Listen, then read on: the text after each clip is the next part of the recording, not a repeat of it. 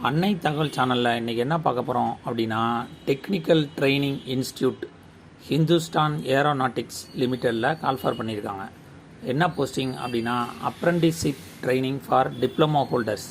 Diploma முடித்தவங்களுக்கு மட்டும் apprentice training call for பண்ணியிருக்காங்க.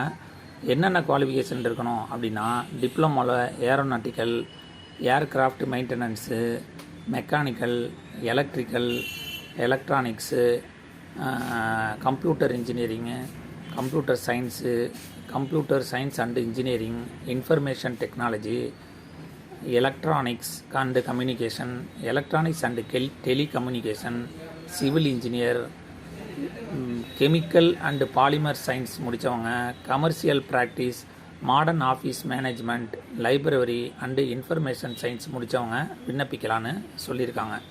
இது என்ன அப்படின்னா, வாக்கின் இன்டர்வியூ கண்டக்ட் பண்ணியிருக்காங்க.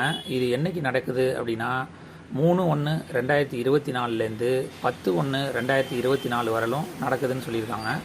காலை 8 மணிலேருந்து மதியம் 1 மணி வரலும் நடக்குது. எங்கே அப்படின்னா, technical training institute, Suranjan Das road, Bangalore 17 நடக்குது. இதில் செலக்ட் ஆனீங்க அப்படின்னா இதுக்கு 1 இயர் பிளேஸ் ஆஃப் போஸ்டிங் கொடுக்குறாங்க. அது எங்கே அப்படின்னா பெங்களூரில் கொடுக்குறாங்க. இதுக்கு யார் யாரெல்லாம் எலிஜிபிள் அப்படின்னா, டிப்ளமோ முடித்தவங்க, எனி கேட்டகரியில் முடித்தவங்க எலிஜிபிள் அப்படின்னு சொல்லியிருக்காங்க. அதே மாதிரி 1/3/2021 அதுக்கு முன்னாடி, ஆன் ஆர் பிஃபோர் முன்னாடி முடித்த டிப்ளமோ ஹோல்டர்ஸ் எல்லாருமே விண்ணப்பிக்கலான்னு சொல்லியிருக்காங்க. தேர்ட் பாயிண்ட்டு, NATS ஏற்கனவே டிப்ளமோ முடித்து அப்ரெண்டிஸ்ஷிப்பு பண்ணவங்க இதுக்கு பண்ண முடியாது அப்படின்னு சொல்லியிருக்காங்க.